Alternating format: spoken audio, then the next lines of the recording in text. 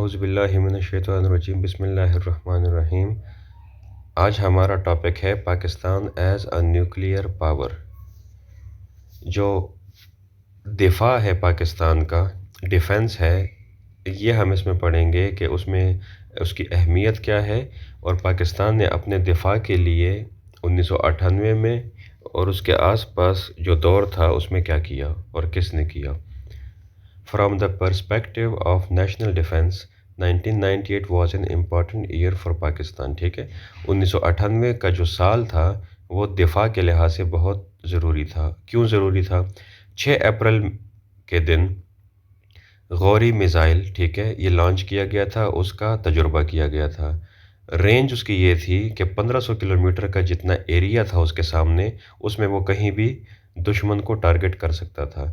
پھر 11 اور 13 مئی کو لازمی بات ہے کہ انڈیا ہمارا جو ہے ایک دشمن ملک ہے، اس کے ساتھ ہمارے اچھے تعلقات نہیں ہیں، تو اگر آپ کوئی ڈیفنس سے ریلیٹڈ ایکٹیویٹی کرتے ہیں تو اس کا پھر رد عمل بھی آتا ہے۔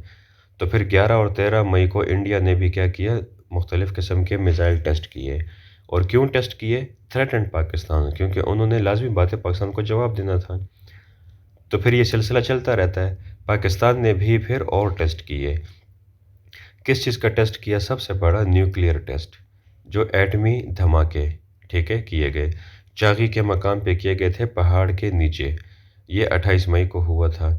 تو یہ چونکہ ایک بڑا سٹیپ تھا تو it created excitement Umang the masses. Masses مطلب عوام، تو لازمی بات ہے ایک لہر دوڑ گئی عوام میں۔ When Nawaz Sharif declared his intention to start work on constructing Kala Bagh dam. Dams آپ کو پتہ ہے کہ ڈیم کیا ہوتے ہیں، ٹھیک ہے، پانی کا ایک ذخیرہ ہوتا ہے، اس کے ذریعے بجلی بنائی جاتی ہے اور ایک سورس آف اریگیشن بھی ہوتا ہے۔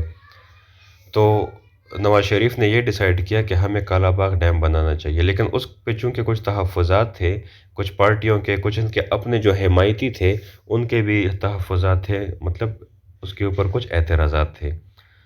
لیکن چونکہ اعتراضات جن لوگوں نے کیا تھا، جن پارٹیز نے کیا تھا، وہ تعداد میں زیادہ تھے، میجورٹی میں تھے، تو نواز شریف کو کیا کرنا پڑا، اس ڈیسیژن کو، اس فیصلے کو واپس لینا پڑا، اینڈ پوسٹ پون دا ایشو۔ ANP MQM انہوں نے بھی اپنے راستے تھوڑے سے الگ کر دیے، کیونکہ انہیں بہت زیادہ مسئلہ تھا کہ کالا باغ ڈیم نہیں بننا چاہیے۔ پھر جون 1998 میں 200 people lost their lives in terrorist acts in Karachi, ٹھیک ہے، کراچی میں دہشت گرد اٹیکس ہوئے تھے اور اس میں تقریباً 200 سے زائد لوگوں نے اپنی زندگی کی دوڑ سے مطلب ہار گئے تھے، ان کی زندگی ختم ہو گئی تھی۔ پھر کیا ہوا کہ جون 30 1998 میں سندھ اسمبلی واز ڈیزالوڈ۔ جب بھی آپ کو ایک چیز ذہن میں رکھیں، یہ جو پولیٹیکل حالات ہوتے ہیں، اس کا براہ راست تعلق جو ہوتا ہے وہ اس معاشرے کے، اس ایریا کے، صوبے کے، ملک کے حالات کے پہ ڈیپینڈنٹ ہوتے ہیں۔ اور جب بھی اس طرح کے اٹیکس ہوتے ہیں تو ایک ہلچل سی مچ جاتی ہے اور پولیٹیکل پارٹیز کے اوپر کافی زیادہ پریشر آ جاتا ہے۔ تو انہی بنا پہ کیا ہوا کہ اپوزیشن کا اور عوام کا اتنا زیادہ پریشر تھا کہ وہ جو سندھ اسمبلی تھی اس کو تحلیل کر دیا گیا، ختم کر دیا گیا، and governor rule was imposed. مطلب یہ ہوا کہ وہ جو گورنر ہوتا ہے، چونکہ وہ وفاق کی طرف سے نمائندہ ہوتا ہے اور صوبے کی طرف سے کون ہوتا ہے؟ چیف منسٹر ہوتا ہے۔ تو جب پروونشل اسمبلی ڈیزالو ہوتی ہے تو چیف منسٹر ختم ہو جاتا ہے، گورنر تو چونکہ فیڈرل سسٹم میں ہوتا ہے، فیڈریشن کی طرف سے ہوتا ہے، تو وہ پھر اس کی اتھارٹیز اوپر آ جاتی ہیں۔ ٹھیک ہو گیا؟ اس کے بعد ڈیزالو جب ہو گئی، گورنر رول امپوزڈ ہو گیا صوبے میں۔ On January 30, 1999 the President issued an ordinance for the establishment of military courts۔ ایک تو ہمارے سول کورٹس ہوتے ہیں، ایک ملٹری کورٹس ہوتے ہیں، ٹھیک ہے، ملٹری سے ریلیٹڈ وہ کیسز سنتے ہیں، تو پھر وہ بنائی گئی، ایک آرڈیننس دیا گیا۔ In February 1999 Lahore Declaration was jointly issued by the Nawaz Sharif and his visiting Indian counterpart Atal Bihari Vajpayee۔ دیکھیں، پاکستان اور انڈیا کے بیچ میں مسائل تو ہیں، دشمنی بھی ہے، جنگیں بھی لڑی گئی ہیں، تو مختلف ادوار میں مختلف وزیر اعظم چاہے انڈیا کے ہوں چاہے پاکستان کے ہوں، وہ یہ کوشش کرتے ہیں کہ ٹینشنز کم کیے جائیں اور جو دوستانہ تعلقات ہیں وہ ان پہ بات کی جائے، ان پہ کام کیا جائے۔ تو 1999 میں بھی ایک ڈیکلیریشن، ٹھیک ہے، ایک لاہور ڈیکلیریشن کے نام سے ایک جوائنٹلی ایک آپ جسے کہہ لیں ڈائلاگز ہوئے، اور اس میں اس وقت کے جو انڈین پرائم منسٹر تھے اٹل بہاری واجپئی، اور یہاں پہ ہمارے نواز شریف صاحب تھے، تو انہوں نے اس پہ ڈائلاگ کیا۔